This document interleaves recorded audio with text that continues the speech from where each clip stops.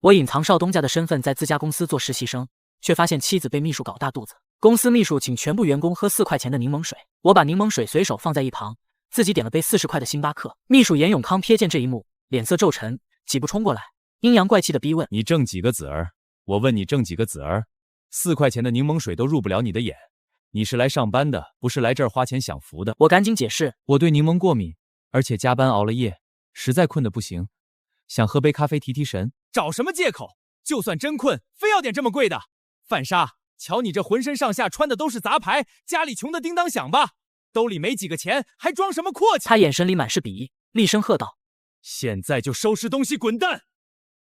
公司不要你这种爱装逼的！”我没理会他的叫嚣，拿起手机给妻子发了条消息：“让你秘书收拾东西走吧。”严永康见我发消息，突然尖声怪叫起来：“哟，给谁发消息呢？该不会是给你那富婆发吧？我就说你一个贫困生，哪来的钱喝星巴克？怕是让人包养了吧？小白脸！”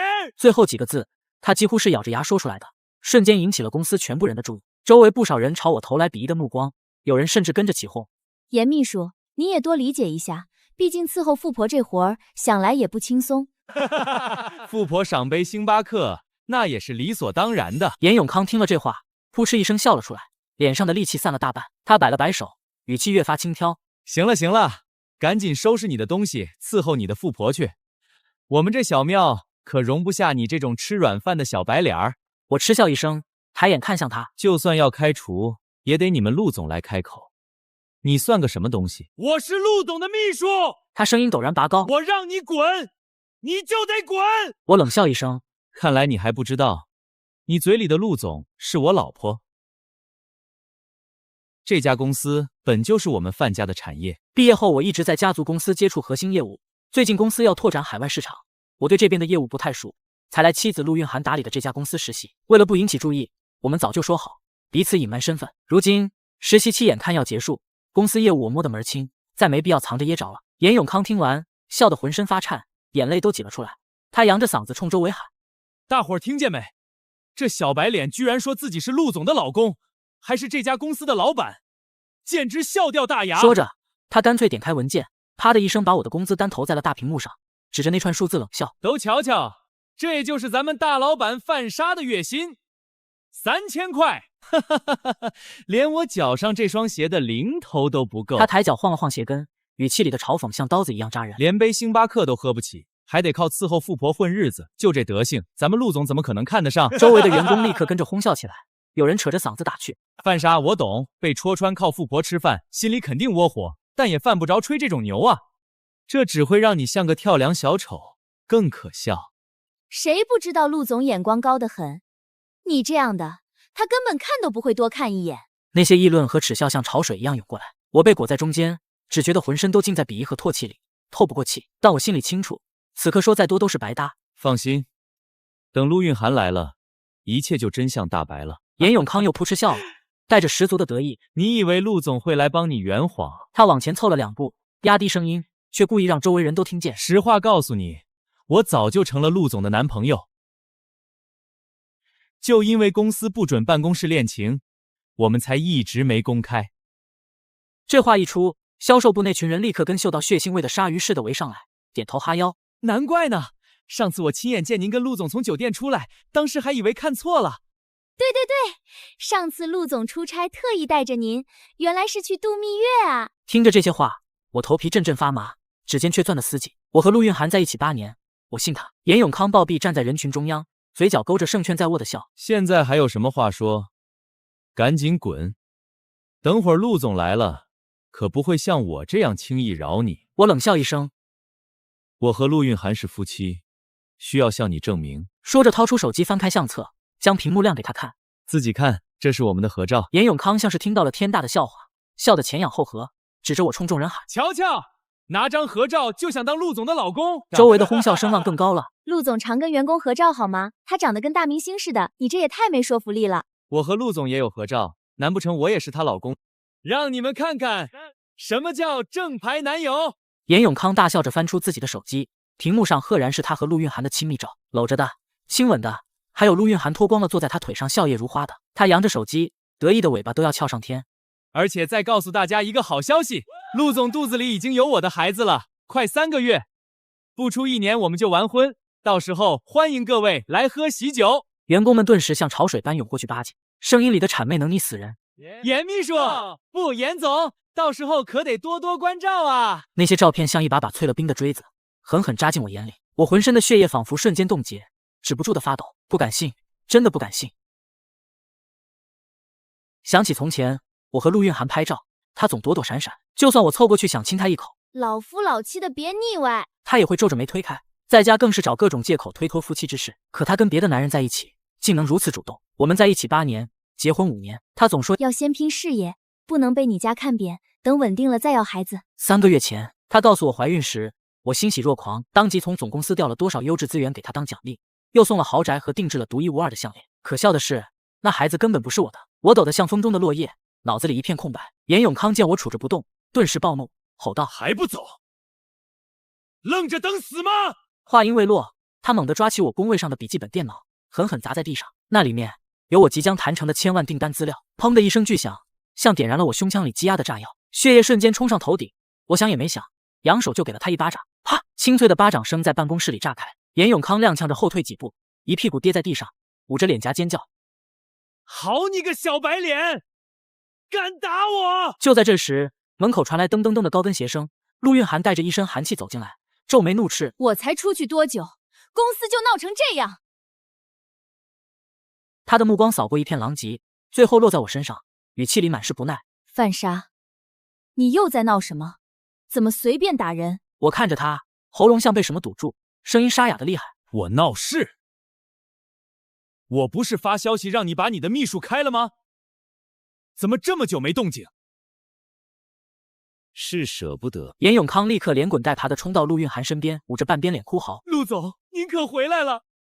这个范莎太过分了！我看大家辛苦，请喝4块钱的柠檬水，他偏瞧不上，非要找他的富婆点星巴克。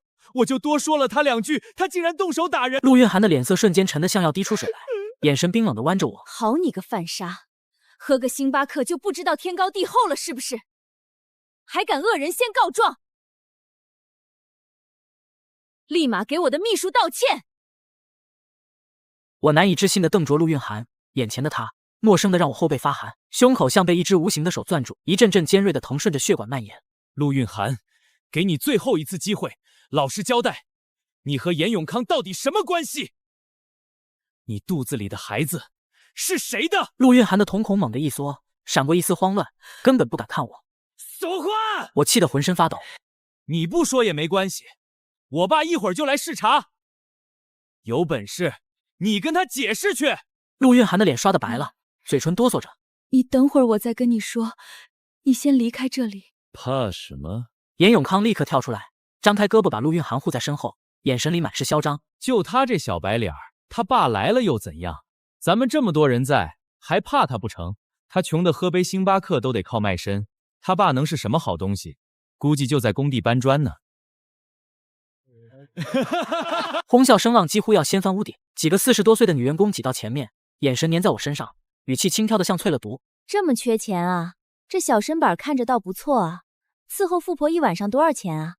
我给你200，今晚来伺候我，我出300。”附和声此起彼伏，甚至有人真的掏出钱往我手里塞，我气得太阳穴突突直跳，扬手就把那些钱狠狠甩在地上。滚！有，有人阴阳怪气的笑，还装清高，都伺候富婆了，还在这儿摆什么谱？话音刚落，几只手就像爪子似的伸过来，有人拽我的胳膊，有人扯我的衬衫，甚至开始往我身上蹭。女人们像饿狼似的围上来，撕扯我的衣服。我慌忙看向陆运涵，可他只是别着脸，眼皮都没抬一下，仿佛眼前的一切与他无关。陆运涵，你给我等着！你他妈一个小白脸，也配这么跟陆总说话？活腻歪了是吧？今天就让你知道厉害！严永康彻底炸了，猛地冲过来，他抬脚就往我肚子上踹，我踉跄着后退，后腰狠狠撞在桌角，疼得倒抽一口冷气，一股火直冲天灵盖。我咬碎了牙，活动了一下手腕，猛地冲过去揪住他的衣领，左右开弓，啪啪啪扇了巴掌声脆得像放鞭炮。严永康的脸瞬间肿成了猪头，杀猪似的惨叫声刺得人耳朵疼。范莎，你疯了！陆运涵终于急了，扑了过来，死死挡在严永康面前。再动他一根汗毛试试！我冷笑一声，放心，打了他，少不了你。手起掌落，又是一巴掌甩在他脸上。陆运涵捂着脸颊，眼睛瞪得像要吃人，声音都在抖。好，范莎，你敢打我，你完蛋了！他嘶吼道。你们谁把他给我往死里打，打到他认错为止。这个月工资翻倍。翻倍2个字像兴奋剂，员工们瞬间红了眼，嗷嗷叫着扑上来。有人死死按住我的胳膊，拳头雨点似的砸下来；有人抬脚就往我身上踹。我拼命挣扎，可双拳难敌4手，身体被死死按在地上。混乱中，有人趁机扯掉了我的裤子。我疯了似的扭动，想爬起来，却不小心踩到散落的裤脚，砰一声狠狠摔在地上，后脑勺磕在桌角，一阵剧痛炸开，温热的血流下来，糊住了我的眼睛。哄笑声震得我耳膜疼。那些人看着我狼狈的样子，笑得前仰后合。严永康踩着我的裤腿走过来，居高临下的啐了一口：“看见没？跟我们作对，就这下场。”他抓起桌上那杯没动过的星巴克，拧开盖子，哗啦一声从我的头顶浇了下来，冰咖啡混着血水流进伤口，钻心的疼让我浑身抽搐，眼泪不受控制的涌出来。这不是你富婆给你点的星巴克吗？可得好好喝干净啊！喝完就滚出去！我看谁敢动我儿子！一声厉喝像炸雷似的从门口劈进来，众人猛地回头，有人失声尖叫：“是集团董事长！”董事长，您怎么来了？我爸根本没看他们，快步冲到我面前。平时总是沉稳的他，声音都在发颤：“把这些不知死活的东西全抓起来！”我爸身后跟着的保镖们，还有各大区域的负责人、经理，几乎是在瞬间行动起来。公司里的员工们还没反应过来，就被一个个控制住，谁也不敢再出声。刚才那个对我动手动脚的中年女员工，不知是被吓傻了还是想表现，突然尖叫着往前冲了2步，指着我喊：“董事长，他这个小白脸是您的儿子！”我爸眼神一冷，像淬了冰的刀子扫过去，声音里带着毫不掩饰的厌恶：“我看你是没带脑子上班，与其留着占地方，不如捐了干净。”那女员工却像没听见警告似的，脖子一梗，继续咋呼：“可是董事长，这小白脸穷得叮当响啊，身上穿的都是没牌子的地摊货，怎么可能是您儿子？他还心甘情愿当个实习生，在咱们公司拿3000块的死工资，这不明摆着有问题吗？”我爸突然冷笑一声，语气里的嘲讽几乎要溢出来：“照你这意思，难道是我拿了他的钱，陪他在这里演一出父子情深的戏码？”陆运涵见状，脸色一白，突然冲上去，狠狠一巴掌甩在那女员工脸上，啪的一声脆响，她厉声呵斥：“哪来那么多废话？别在这里瞎猜，他就是董事长的儿子！”他急得连话都说不利索，眼神慌乱的瞟向我爸，显然是怕这女员工再说出什么不该说的。那女员工被打得捂着脸，猛了好一会儿才反应过来，眼泪在眼眶里打转，结结巴巴的问：“那他刚才说的话，全都是……”闭嘴！陆运涵怕他再说出真相，又是一巴掌甩过去。你最好给我乖乖闭上嘴，再多说一个字，我就让人把你的嘴撕烂！周围的员工们吓得齐刷刷低下头，没人敢再看一眼，连大气都不敢喘。陆运涵这才转过身，快步冲到我面前，脸上瞬间切换出一副心疼不已的模样。他小心翼翼地抬起手，想帮我擦掉脸上的咖啡渍。疼不疼？都怪我，刚才没看好你。我早就说了，让你先出去，等我处理完再跟你解释。你为什么就是不听呢？他一边说，一边用纸巾胡乱擦着我脸上的污渍，语气里满是自责。你看，把自己搞成这副样子。他话锋一转，眼神里闪过一丝狠厉。你放心，那些欺负你的人，我一定会好好教训他们，替你出气。看着他这副虚伪到骨子里的模样，我忍不住笑出声来。我猛地抬手，一把推开他，力道之大让他踉跄着后退了2步。我捂着被撞伤的额头，那里还在隐隐作痛，视线却死死锁住他。陆运涵，我真没想到自己竟然看错了你。既然我爸来了，你就当着所有人的面好好说说。我一字一顿地说，声音不大，却清晰地传到每个人耳朵里。你和那个严永康到底是怎么回事？你肚子里的孩子又是谁的？陆运涵的脸色瞬间变得惨白，眼神慌乱地躲闪着，不敢看我，也不敢看周围的人。你现在受伤了，我们先去医院，等你的伤处理好了，我再跟你解释，好不好？我看你是不敢当着这么多人的面说吧，怕大家都知道你出轨了，怕所有人都知道你肚子里的孩子根本不是我的种，是个野种。你说什么？我爸听到这话，脸色骤然沉了下来。他终于明白过来这里面的龌龊，他死死盯着陆运涵，眼神冷得像要杀人。陆运涵，你快给我说清楚！董事长，你不要听范莎瞎说，这其中都是误会。我冷笑一声，误会？目光死死盯着陆运涵。那你倒是解释清楚，你和严永康那些搂搂抱抱的私密照是怎么回事？他嘴唇哆嗦着，一个字也说不出来。我懒得再看他，转头看向一旁的严永康。严永康显然已经意识到我身份的分量，刚才那点嚣张气焰早就跑得无影无踪，整个人抖得像筛糠，头快低到了胸口。范少爷，我真不知道您是董事长的儿子啊！都怪我有眼不识泰山，是我瞎了眼，刚才是我一时糊涂激动才说了那些混账话，您千万别往心里去。他一边说，一边偷偷瞟向陆运涵，眼神里满是哀求。至于我和陆总的事情，那些照片其实都是我自己 P 的，我就是虚荣心作祟，想在别人面前装样子，假装自己在和陆总谈恋爱。您可千万不要怪陆总啊！他急得声音都变了调，千错万错，都是我一个人的错，跟陆总没关系。话音刚落，他扑通一声跪了下来，扬起手就往自己脸上扇，啪啪的脆响在办公室里回荡。范少爷，我错了，我真的错了，求您高抬贵手，饶了我这一次吧！我连眼皮都没抬一下，这些拙劣的表演看得我只觉得厌烦。那些照片是真是假，让警察来调查一下，自然就清楚了。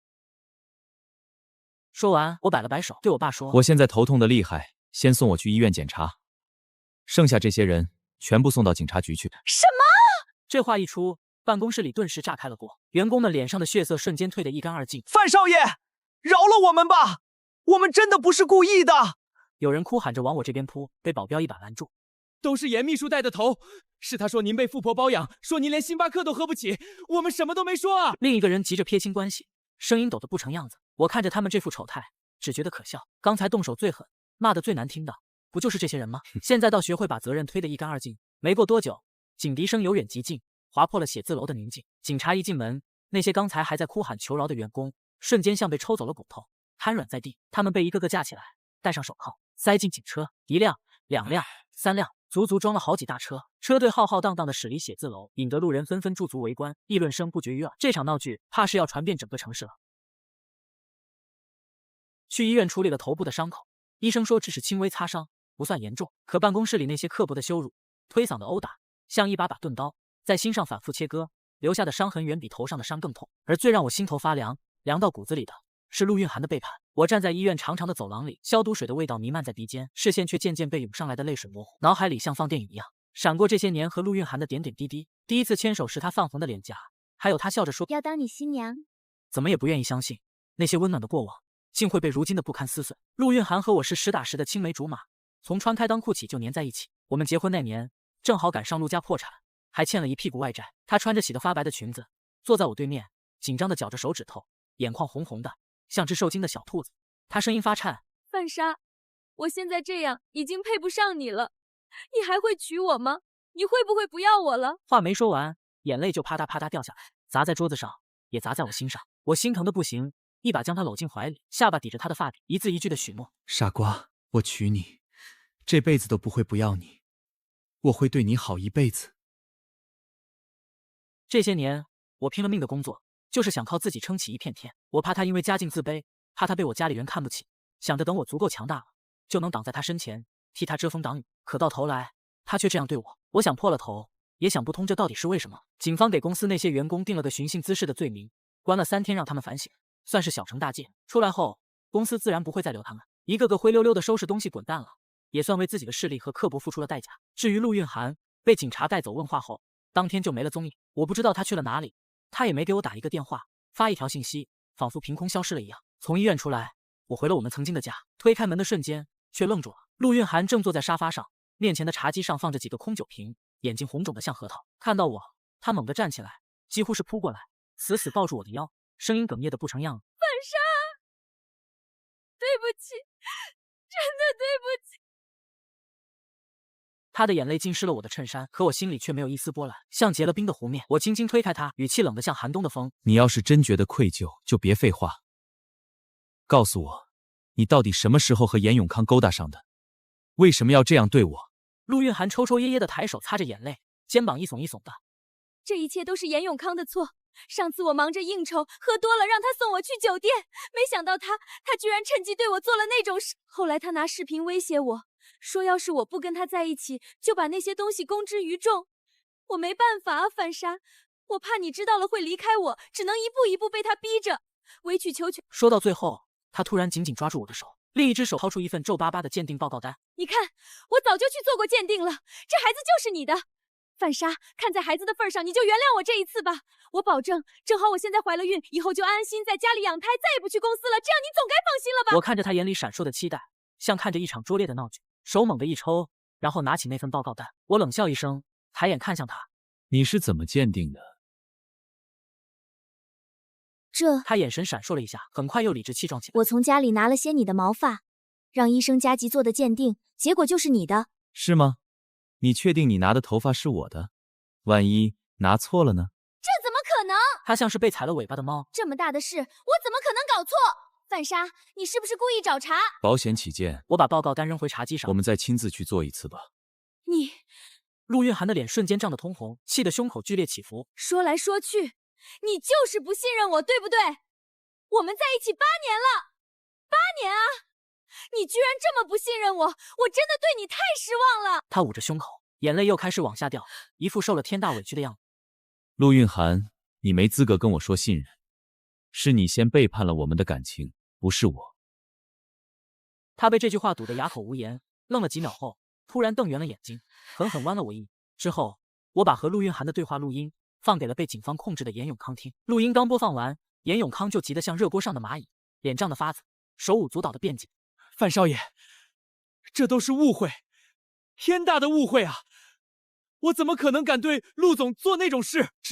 是他自己隐瞒结婚的事，一直跟我说自己是单身，还说家里多有钱，支持他开公司，从头到尾没提过自己有老公。最后是他主动跟我谈恋爱的，我什么都不知道啊！我也是被他骗了。”他急得语无伦次，额头的青筋都爆了出来。我面无表情地点点头，站起身：“你们谁的话是真，谁的话是假，没必要跟我说，留到法庭上跟法官说吧。”范少爷，饶命啊！我真的知道错了，求您再给我一次机会。严永康在身后哭喊，声音越来越远。接下来的日子，陆运涵果然再也没提去做鉴定的事。我给他的期限一到，便直接去他家里把离婚协议书递过去。既然你不愿意去，那我就当这孩子不是我的，我们离婚吧。他像是被点燃的炮仗，瞬间炸了。离婚可以，但你必须把所有财产都给我，你自己净身出户。听见他说这种话，我忍不住嗤笑出声。你也配提这种要求？明明是你有错在先，如今倒摆出一副讨债的嘴脸。他梗着脖子顶嘴。那又怎样？我跟你过了这么多年，该得的1分都不能少。就算这孩子不是你的又怎样？真离了婚，你们家把我从公司踢出去，我没了收入，怎么养孩子？那语气仿佛自己不是婚内出轨的过错方，反倒成了该被捧着的功臣。那一刻，我对他最后一丝情分彻底凉透。其实之前的时候，我压根没打算亏待他，该按规矩分的财产1分都不会少。可现在看来，我那点念旧情的心思简直蠢得可笑，心头早已一片死寂。冷声道：“那就走法律程序吧，法院判你多少，我1分不少给。”这话刚落地，陆运涵的脸瞬间涨成了猪肝色，像被踩了尾巴的疯狗似的尖叫起来。范莎，你不是人，你真够绝情的！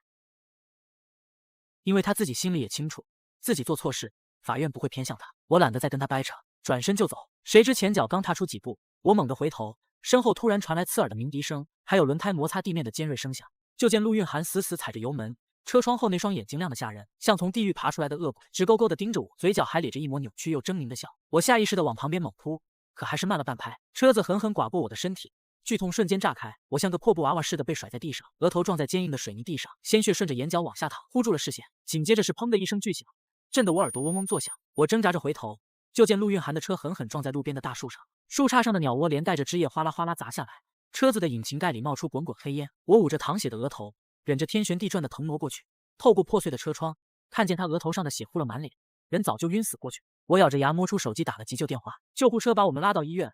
我这点伤不算什么，可他肚子里的孩子没保住，更因为脑部重创，人变得疯疯癫癫，眼神涣散，嘴里总念叨着：“我要找我老公，我老公很有钱的，老公你在哪里？不要抛弃我好不好？以后我乖乖听话。”他家里人嫌他丢人，更怕他惹麻烦，没过多久就把他送进了精神病院。后来法院判了离婚，那段糟心的日子总算彻底翻篇，我的人生终于重新回到正轨。1个月后，一个阳光正好的下午，我坐在办公室里，手里捧着杯星巴克，窗外的阳光暖融融的洒进来，那些鸡飞狗跳的过往，真就像一场醒了就忘的噩梦，早没了踪影。半年了，办公室落地窗外，城市夜景如星河倾泻。我转着钢笔，手边那杯凉透的星巴克散发着苦涩的香气。那件事之后，我第一次让人买这个，或许是种奇怪的仪式感。我想证明那些记忆再也伤不到我了。陆运涵进了精神病院，公司大换血，我把自己活成了一台机器，拒绝一切社交，跟女同事说话都敞着门保持距离。信任这种东西，打碎过就难拼回来了。手机震动，发小陈子昂的消息：哥，周六我生日趴，你必须来。我回了2个字：不去。电话立刻追过来，陈子昂的嗓门震得耳膜疼。范莎，那女人都进去半年了，你还把自己关笼子里，不来兄弟没得做。周六晚上，我还是去了他家私人会所，不为别的，就为那句你还把自己关在笼子里。我赢了官司，赶走了背叛者，到头来却困在无形的牢房里，这样也算赢吗？泳池边，我找了个安静角落独饮，夜色很好，头顶星光被灯火映得有些淡。一个人喝闷酒，声音轻灵灵的，像冰块撞在玻璃杯上。我侧头，一个女人端着酒杯站在旁边，25、6岁，在一群精心打扮的宾客里格外肃静。被拉来凑数的。她歪着头看我，语气随意的像在跟老朋友聊天。我言简意赅，算是。巧了，我也是。她在我旁边坐下，我叫秦冉，陈子昂的朋友。她抿了口酒，我知道你是谁，你的事圈子里传得挺广的，能把一手烂牌打成那样，挺厉害。我握着酒杯的手指微微一紧。你不觉得我是受害者？受害者，或许吧。秦冉歪头想了想，但你反手打回去那几下，挺漂亮的。一直陷在受害者心态里的人，才会真的失去翻盘能力。你看起来不像那种人。这句话像把钥匙，精准捅进了我心里某扇生了锈的锁孔。所有人劝我放下往前看，但没人真正理解，那件事留给我的不只是被背叛的痛苦，更是对自己判断力的怀疑，对人性的警惕，对亲密关系的恐惧。发什么呆？秦冉伸手在我眼前晃了晃，我低头喝酒，掩饰住翻涌的情绪。没什么，谢谢你。那晚到家已近凌晨，我站在卧室窗前，盯着手机相册里那张结婚照看了很久。白色裙子，毫无保留的少年爱意。然后按下了删除键，确认框弹出时，我点了确定。心里某个一直揪着的角落忽然松了。路还很长，但我好像终于走出了第一步。周一早晨，会议室，今天要讨论一家法国科技公司的收购案，拿下它对整个集团全球化布局至关重要。推开会客室的门，我准备好了一套外交辞令，但看清沙发上的人时，那些话全卡在了喉咙里。秦冉，干练的黑色西装裙，长发束成低马尾，面前摊着文件，正用银色钢笔签字。是你。几乎在同一瞬间，我的脸色沉了下来。陈子昂的表妹突然出现在生日局上，现在又恰好是对方公司的谈判代表，哪有这么多巧合？秦冉似乎看出了我的想法，起身递来名片，语气公事公办。范总，我们之前见过，但我希望您能理解，那天在泳池边的话，跟今天的谈判没有任何关系。他眼神清澈见底，没有一丝闪烁。我慢慢压下心里那只警惕的刺猬，最好如此。谈判正式开始。秦冉翻开文件，声音不疾不徐：贵公司的方案我们仔细研究过了，坦白说价格很诱人，但是合同里关于核心技术团队的去留问题写得太模糊了。我们这边20几个核心工程师，不能让他们的前途悬在模棱两可的条款上。3条：第一，核心技术团队全员保留，2年内不得裁员；第二，薪资上浮20%；第三，配发新公司期权。副总王建平当场皱眉，凑到我耳边：范总，成本太高了，尤其期权这块，董事会那边不好交代。我抬手制止他，盯着秦冉：这些条款是你自己的意思，还是你们高层的意思？有区别吗？有。如果是高层的意思，那是商业谈判，寸土寸金；但如果是你的意思，我往前倾了倾身子，那就是一个人在替20几个工程师争一份保障。会议室安静了几秒，秦冉垂下眼睫，又抬起来，目光清亮：是我个人的坚持。这些人里有3个跟着公司从零做起来的，最年长的已经54了。收购是好事，但不能让他们成为代价。我看着他的眼睛，忽然想起泳池边那句话：你看起来不像那种人，那种被利益裹挟、丢了良心的商人。我把条款递给王建平，把第3条期权比例调低一点，其他的按秦总监的意思办。范总，我说了，按他的意思办。秦冉愣了一瞬，轻轻呼出一口气：范总，谢谢你。我站起身，走到门口时停了一下，没回头。不用谢，不是因为咱们见过才卖你人情，是你提的这些本来就该是这个道理。身后传来他轻轻的笑声，荣幸之至。收购案推进的异常顺利，秦冉是个厉害角色，条款细节上的把控滴水不漏，又有种让人舒服的分寸感。该争的寸步不让，该让的干脆利落。半个月下来，连王建平都不得不服气。这天傍晚，办公室只剩我们2人时，王建平忽然从公文包里掏出一个牛皮纸信封，语气严肃起来。范总，最近有人在暗中接触被开除的那批老员工，什么人还没查清楚，出手很大方，给钱给岗位，而且他们对您在公司基层实习的经历特别感兴趣，一直在打听细节。我把钢笔放下，靠在椅背上，脑海中闪过一个念头，有人在做局。那批被开除的人，有一多半是对我怀恨在心的老油条，但这件事怎么想都不像散兵游泳能组织起来的。继续盯着，找到背后的人之前，别打草惊蛇。王建平退出去后，我拨通了一个号码，响3声，对面接起来，低沉的男声：“范少爷，好久不见。老周，帮我查个人。另外，我身边最近可能不太平，你那边的人手借几个给我。”明白，3天之内给你答。挂了电话，敲门声响起，秦冉拎着2杯星巴克，冲我晃了晃。看你灯还亮着，顺手带的，不介意吧？我看着那个标志，沉默了一瞬。怎么了？不喜欢星巴克？他敏锐地察觉到了。没有，我接过来，打开盖子，抿了一口。只是有点渊源。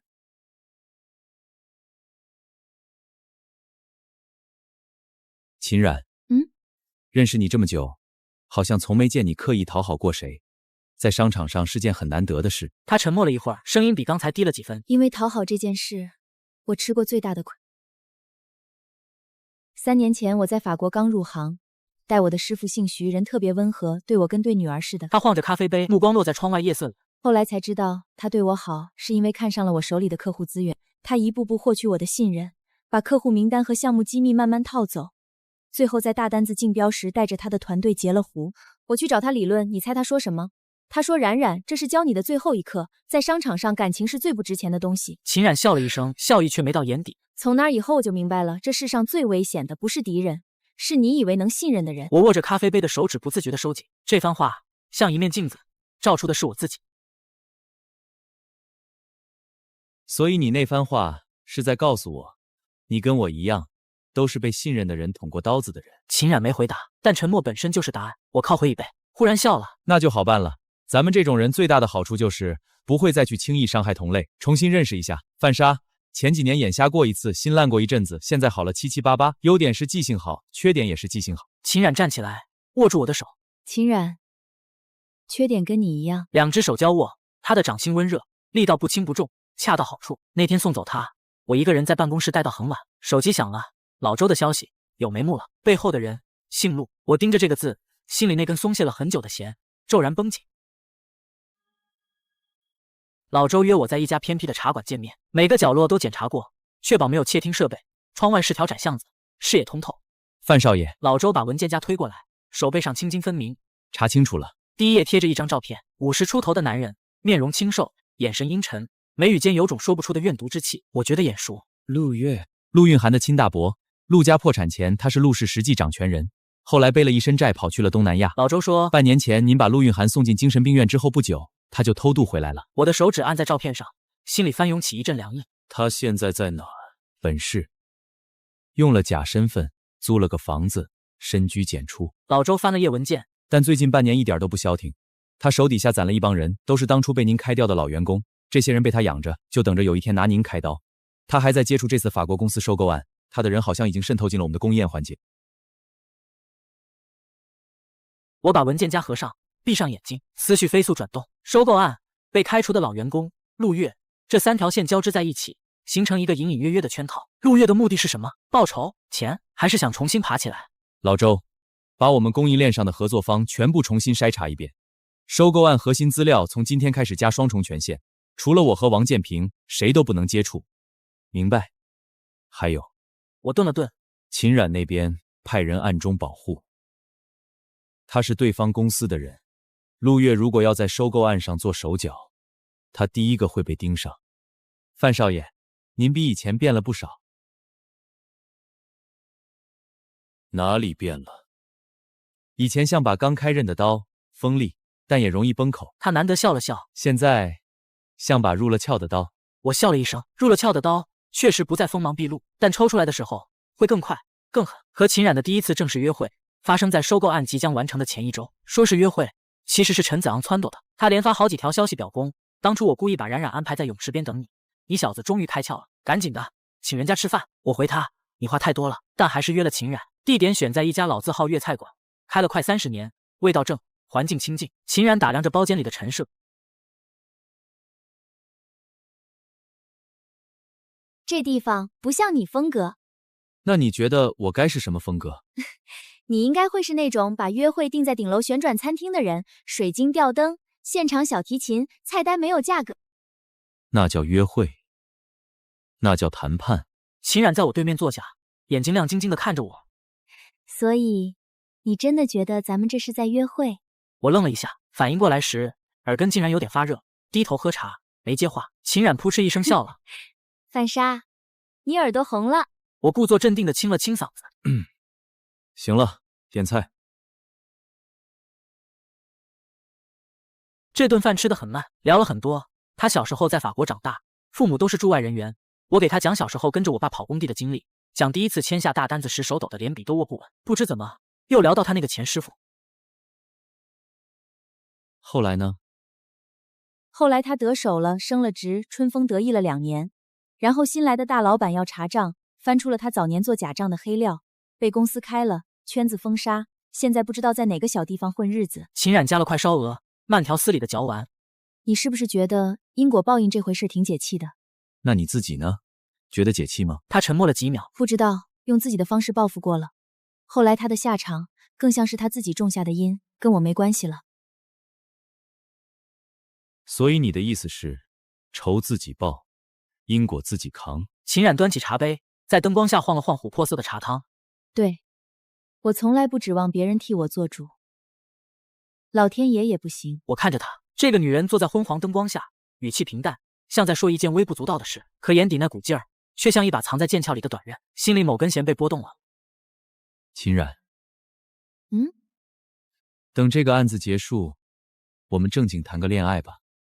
他盯着我，眼睛一眨不眨。范莎，你知道我等你说这句话等了多久吗？多久？从泳池边第一眼开始。送他回家时，车停在公寓楼下，他忽然转过身。范莎，你之前问我为什么不谈恋爱，我说是怕被背叛，但其实不是，我只是怕自己再也不敢信任一个人了。我也是。秦冉伸出手，用手指点了点我的胸口。那咱们说好，从今天开始，试着相信一个人，哪怕很难，也要试。我握住他的手指，攥在掌心里。好。窗外的月亮清清冷冷地挂在天上，这座城市终于有了一盏灯，是为我亮着的。签合同的前一天，出事了。王建平冲进办公室时，脸白得像张纸。范总，供应链出问题了，我们的原材料报价被人泄露给了竞争对手，对方在原价基础上砍了10个点，把备选供应商全部截胡了。我瞬间明白了，这是釜底抽薪。收购合同一旦生效，我必须在1个月内完成资源整合。如果供应链断了，整个产能都会停摆。等待我的只有2个选择：支付天价违约金，或者低价把手里的项目转出去。无论哪个结果，都足以让我摔得很惨。陆月，这老狐狸动手了。他半年来养着那批被开除的人，渗透供应链，等的就是这一天。他不是冲着直接干掉我来的，他要的是让我在父亲面前，在董事会面前摔一个天大的跟头。王建平的声音里已经有了几分绝望。范总，我们现在怎么办？我走到窗前，看着窗外的车水马龙。如果是半年前那个刚从基层实习出来的我，此刻可能已经慌了，但现在不一样了。这半年来，我亲手盯过几百个环节，每一个供应商都是我重新筛选过的。备用方案，我早就留了后手。王建平，我转身联系一下江城那边那3家供应商。王建平一愣。江城，范总，江城那几家规模都太小了，根本吃不下这么大的订单。谁说用1家的？我从抽屉里拿出一份文件，放在桌上。去年实习的时候，我把本省和邻省的供应商全部跑过一遍。这半年，我用自己的钱给他们做了定向投资。现在这3家加起来，产能正好够我们1个月的量。王建平翻开文件，手都在抖，密密麻麻的数据和投资记录让他声音变了调。范总，您从半年前就开始准备了？不是针对谁准备的，我只是学会了永远给自己留一条后路。王建平红着眼眶出去了。我拨通老周的号码。老周，陆月现在在哪儿？南郊的一个仓库，他今天下午会去那里见一拨人。把他盯死了，但别动他。我要知道他背后还有没有别人，让他先蹦跶2天。我靠在椅背上，看着窗外渐沉的暮色。手机又响了，秦冉的声音带着担忧：“听说出事了，需要帮忙吗？”你在担心我？废话。放心，翻不了船。倒是你，明天签完合同，陪我去个地方。哪里？精神病院。我的笑容淡下去，去见见老熟人。精神病院坐落在城市最偏的郊区，白墙灰瓦，安静的让人发慌。秦冉在车里等我，我一个人穿过弥漫着消毒水气味的长走廊。护士带我走到走廊尽头的房间，隔着铁门上的小窗看了看。这几天他状态还行，但您还是小心点儿。房间很小，白墙，一张床，一把固定在地上的塑料椅子。陆运涵坐在床边，穿着洗得发旧的病号服，头发剪短了，脸比以前瘦了一圈，眼窝深深陷下去。他正用一支断了半截的蜡笔在墙上涂涂画画，歪歪扭扭写满了“老公”2个字。陆运涵，我叫他，他身子猛地一颤，抬起头，眼睛瞪得浑圆，盯着我看了足足10秒钟。老公，他的声音又细又弱，带着不确定的试探。你来看我了。我没接话，靠在门框上。你还在生气是不是？他开始掉眼泪。我知道错了，真的知道错了。老公，你不要丢下我。他扑通一声跪在地上，抓住我的裤脚。带我回家吧，求求你了。我低头看着他，满脸的泪，凌乱的头发，手指关节因为用力而泛出的白。很奇怪，我曾经设想过无数次这个场景，愤怒、恶心，就伤被撕开的疼痛，但此刻心里只有一种感觉，空，像一口枯井。所有的爱恨不甘全被时间抽干了。我蹲下来，把他的手一根根掰开。陆月回来了，你知道吗？他的哭声戛然而止，眼睛里闪过一丝清明，很短暂，但还是被我捕捉到了。他在报复我，找了你之前的那些人，想在我收购案上动手脚。我不知道，老公，我只想跟你回家。我站起来，居高临下的看着他。你不知道，你那个诊断书上写着间歇性精神分裂，情绪受刺激时发作。换句话说，你清醒的时候比谁都清醒。他的身体僵了一瞬，非常短暂的一瞬。我不打算追究你，以前的事过了就过了。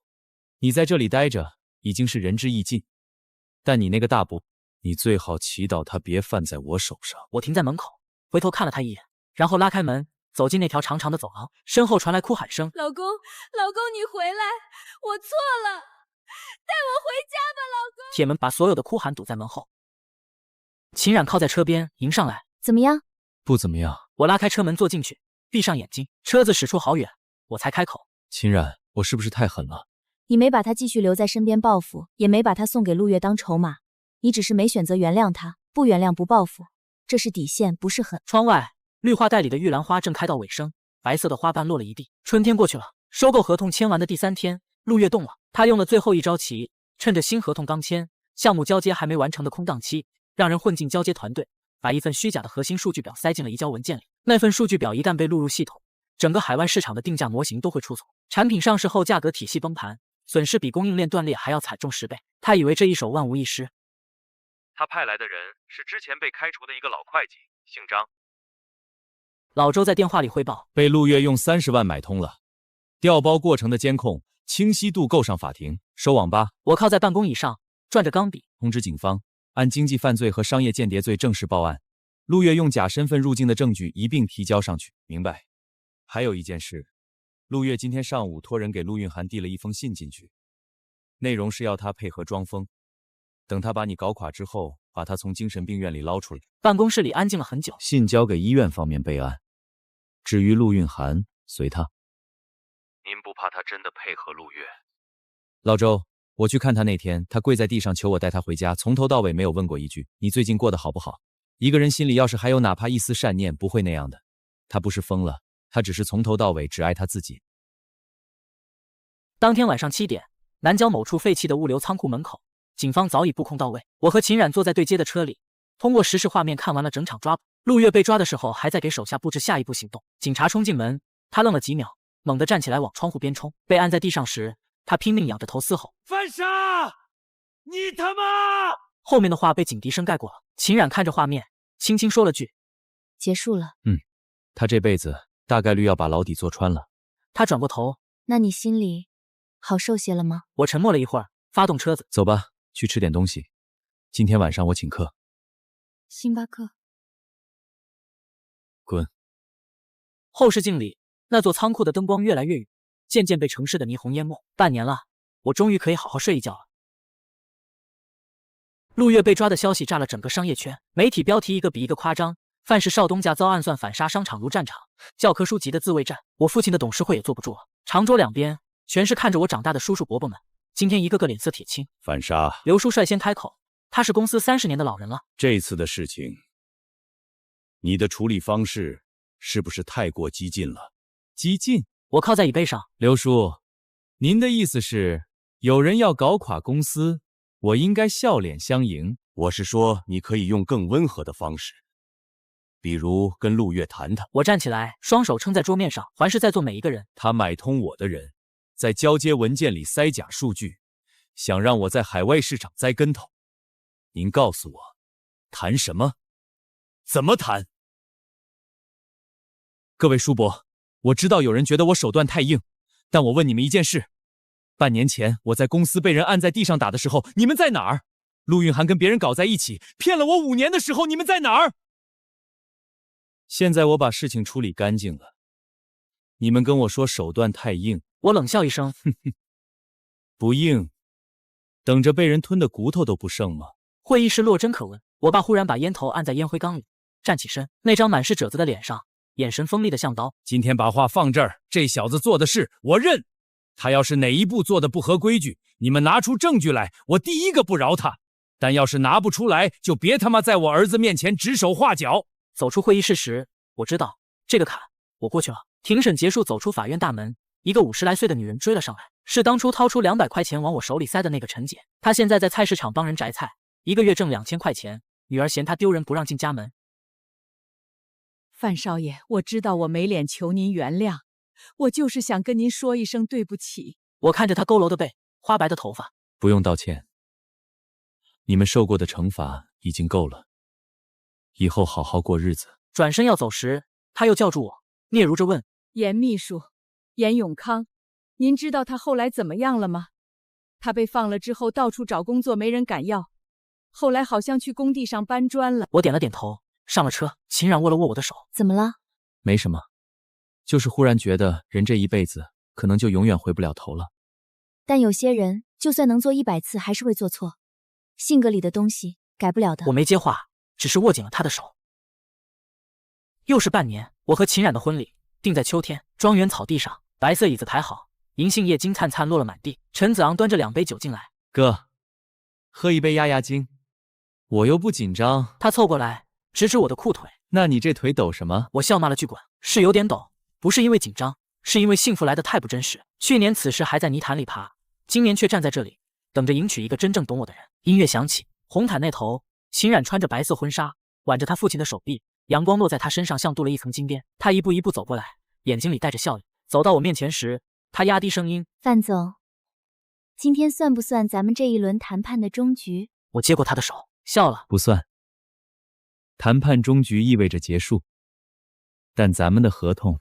我把戒指戴在他手指上，抬眼看着他，有效期是一辈子。秦冉的眼睛忽然红了，咬着嘴唇，声音微颤：范莎，你这个人怎么这么会说情话？